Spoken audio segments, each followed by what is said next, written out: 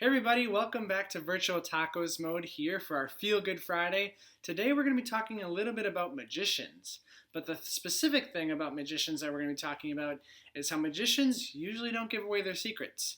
But today, I'm going to give you a few secrets into a few card tricks so you can be a really cool person in your friend group. So here we go!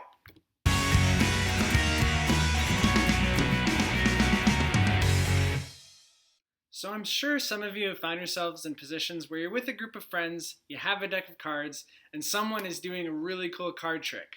I know when I was a kid, I always found myself with my friends, and they were always doing these cool card tricks. And then one summer, my brother got really into card tricks and got super good at them, and I wanted to learn how to do it because I thought it was really cool. But I was never really good with cards, and I'm always like all over the place and don't really know what to do, and cards are kind of hard to handle for me. So what I'm going to do today is to show you how to do two simple card tricks so that you can feel comfortable with a deck of cards and have fun with your friends and have fun with your family.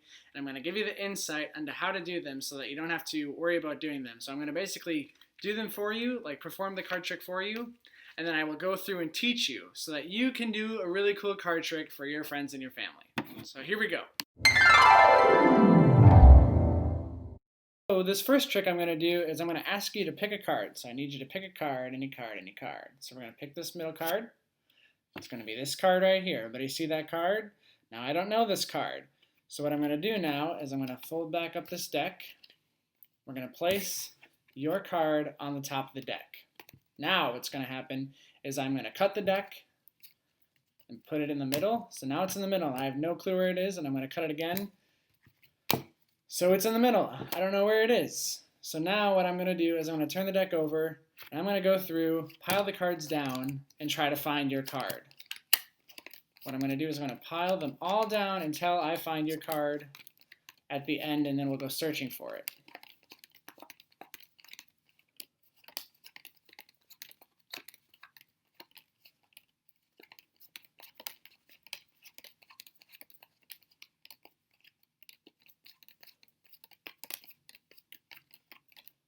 So all the cards are on this pile right now. And I'm going to go peeking through, and I will find your card. Your card will appear.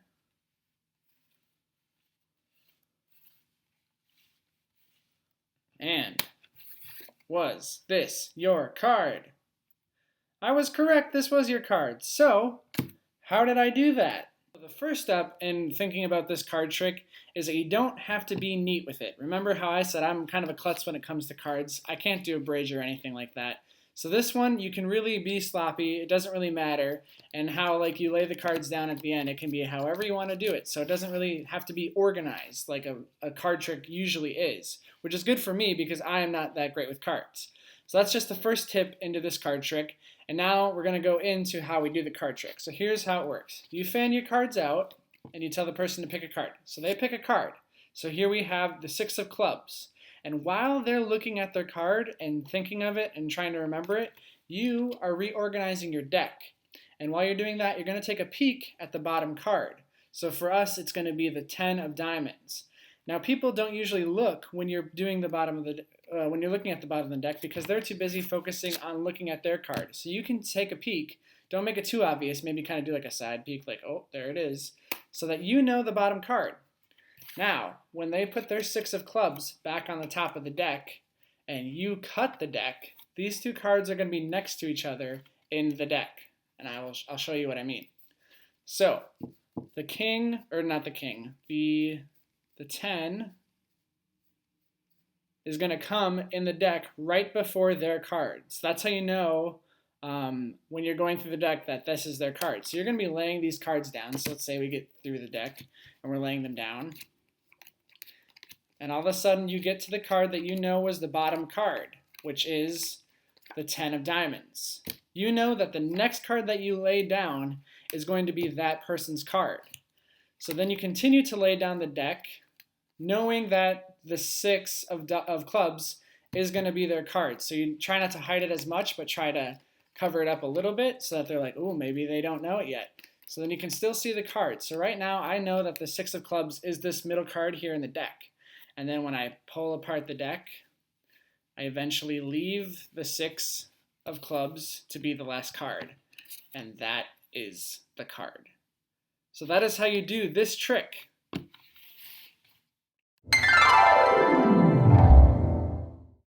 So for the second trick that I'm going to show you today, it's kind of the same process, only it's going to involve a few more elements and be slightly more complicated, but I will show you how to do it after we do the trick. So let's get started. For this trick, we are going to be implementing the jokers. Now the jokers are typically some of the cards that you would leave out when you're playing a game because sometimes they don't really have a purpose. However, for this card trick, they are going to be the card seekers. So what I'm going to do is I'm going to slip them in my deck of cards. And now I'm going to ask you to pick a card. So you pick a card. Here's your card. I do not know this card. I'm going to set this card down. I'm going to reorganize my deck, get it all flat. And now your card is going to go on the top of the deck. Now I'm going to cut the deck in half so that your card is in the center of this deck. It's impossible for me to go through and find your card. But what I'm going to do is I'm going to go in the deck, find the jokers, take them out, and they're going to help me find your card. So here we go. I'm going to search for the jokers in the deck. Here's a joker, right there. And now we got to find the other joker yet. Oh, here, it's at the end. So now, oops, I can just organize, get these cards all figured out. I have my two jokers. So here's a joker, and here's a joker. Now what these jokers are going to do, they're going to help me find your card in the deck. So I'm going to place one at the front of the deck here, and I'm going to place one at the back of the deck here. Straighten out this deck. So now they got all the cards tight together, and what I'm going to do is I'm going to sling the cards out, and they're going to trap your card. Are you ready? Here we go. Look at that. The jokers have trapped a card. Now let's see. Were the jokers successful in trapping your card? Ta-da! It's the Seven of Hearts. This was your card. So again, how did I do that? So much like the first card trick that we did, it's going to involve the same kind of elements as you looking at the bottom card when finding this card. So what's going to happen is you're going to start out here with your two jokers, and you're just going to slip them in the deck wherever you feel comfortable. So make sure that they're in the deck. And now you're going to, again, ask the person to pick a card. So they pick a card. Say this is the card that they pick. And again, like the first one that we did, the first card trick that we did, while they're looking at the card, you're going to be looking at the bottom card. So for us, it's the Ace of Spades. So while they're looking at the card, look at the bottom card, and then they slip it on the top of the deck, and then you cut it. And just like the first trick, it is now in the middle of the deck. And what the case is where the Ace of Spades is, that card will follow. So see, the King of Diamonds is the card right after the Ace of Spades when you're going through the deck. So you know that that is the case, so you can find the card even if you say I can go through the deck and I can't find your card. But remember, we're looking for the jokers now. So what you're going to do is you're going to turn your deck over and you're going to search for the jokers. And once you search for the jokers and you find a joker, you're going to lift it in the air to indicate that you've found one of the jokers. And typically what's going to happen is the way you organize your deck, the card is going to come in between the jokers. So what you can do once you find their card, say for example now you come across the king, is you can kind of organize it so that it's a little bit up or down. So like see if this isn't going to be like, oh, that's a joker if you're showing them the cards like this. But you can indicate that this is the card. So, but they can't see because they're going to be looking like this and you're just flying through the deck. So you can kind of part the cards so that you can see the king, but not show them that that's their card yet. And then search for the other joker. And so once you find the other joker, you indicate it and you lift it up like this. So you found your jokers. Now the key part is making this king card the last card of the deck. So what you're going to do is you're going to take and separate the deck where the king is the last card. You're going to put the decks together like this, so that what you're looking at is something like this, where you have their card as the last card and the 2 jokers up. And that in that point, you're going to take the jokers out of the deck and organize your deck so that it's nice and flat, with their card being the last card in the deck. And now here's where you can get all kinds of storytelling or whatever, and that your jokers are going to be the seekers.